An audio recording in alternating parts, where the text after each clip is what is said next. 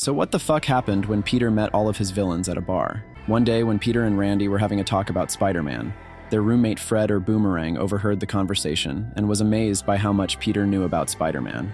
He figured that he could make a lot of money off of his knowledge, so he ended up taking him to the bar with no name. Peter was shocked at first seeing all of the villains, but he quickly got comfortable seeing that they were having a Spider-Man trivia night.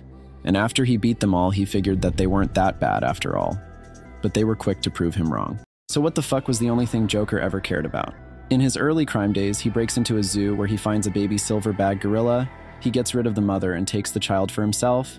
He took care of him, fed him well, and named him Jack. Jack turned out to be very good at math and science. Joker therefore used him to build a device without telling him what it was going to be used for.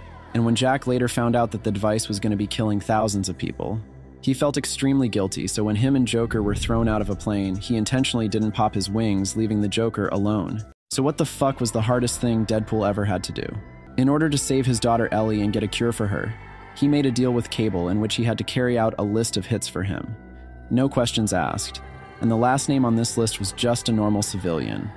He showed up in her room in the middle of the night and introduced himself, telling her that he owes her an apology. He explained to her what was going to happen and told her about his daughter. She begins to bawl her eyes out, asking if there's anything they can do to save the both of them. He tells her that there isn't, and that he's sorry. Tears streaming down her face, she asks if it'll hurt. He tells her no, I already did it.